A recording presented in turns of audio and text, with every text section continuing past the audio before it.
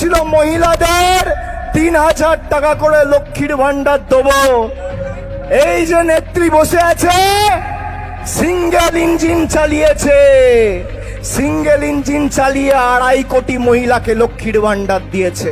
আর মোদী বাবু, শুভেন্দু অধিকারী, একদিকে কেন্দ্র একদিকে রাজ্য, ডবল ইঞ্জিনের সরকার। মোদী বাবুর সাহায্য নিয়েও 1.5 কোটি মহিলাকে লক্ষ্মীর ভান্ডার দিতে পারছে না। এটাই পার্থক্য। চুরি করে ভোটে জিতে যারা ক্ষমতায় এসেছিল, বাংলার অভিশাপ কি দেখেছেন? 4 তারিখ বাংলার ফল বেরিয়েছে, আর 15 তারিখ ককরোচ জনতা পার্টি তৈরি হয়েছে। বাংলার অভিশাপ। আমি বিজেপিকে বলবো, তৃণমূল কংগ্রেস মমতা বন্দ্যোপাধ্যায়কে স্পর্শ করা দূরের কথা, ছাত্র যুবর সাথে আগে বুকের পাটা থাকলে লড়ে দেখাও। এই একজন বেঈমানকেও আগামী দিন দলে ফেরত নেওয়া হবে না।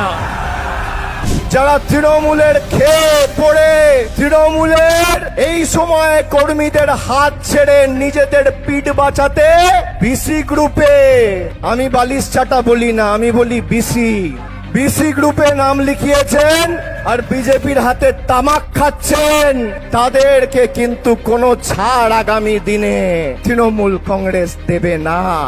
जब तक मैं मरा नहीं तब तक मैं हारा नहीं। লড়াই তো হবে। কত ধানে কত চাল বোঝাবো। তোমার ইডি, তোমার সিবিআই, তোমার Kolkata police, Paschimbanga police, STF, CBI, CID সবাইকে লাগাও। যত ক্ষমতা আছে প্রয়োগ করো। তাও জয় বাংলা, জয় হিন্দ, মমতা বন্দ্যোপাধ্যায় জিন্দাবাদ বেরোবে, মাথা নত হবে না।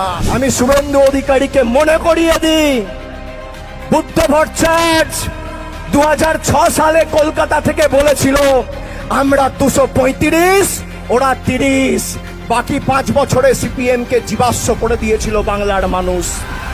গতকাল অবৈধভাবে আমাদের পার্টি অফিসের বিলবোর্ড, সাইনবোর্ড খুলতে এসেছিল, গোটা কলকাতা পুলিশকে লাগিয়ে দিয়েছে তৃণমূল কংগ্রেসের একটা সাইনবোর্ড খুলবে বলে। আমি বিজেপির বন্ধুদের বলবো, অত্যাচার ততটাই করুন যতটা সহ্য করার ক্ষমতা রাখবেন। এমন এক পরিস্থিতির মধ্যে দেশ যাচ্ছে যেখানে ছাত্র আন্দোলন সারা দেশকে কাঁপিয়ে দিয়েছে। দিল্লির জমিদাররাও ছাত্র যুব সমাজের কাছে কার্যত মাথা নত করতে বাধ্য হয়েছে। আজকে যারা বাংলার গদি দখল করতে এসেছিল ছাত্র যুবর আন্দোলনে, তাদের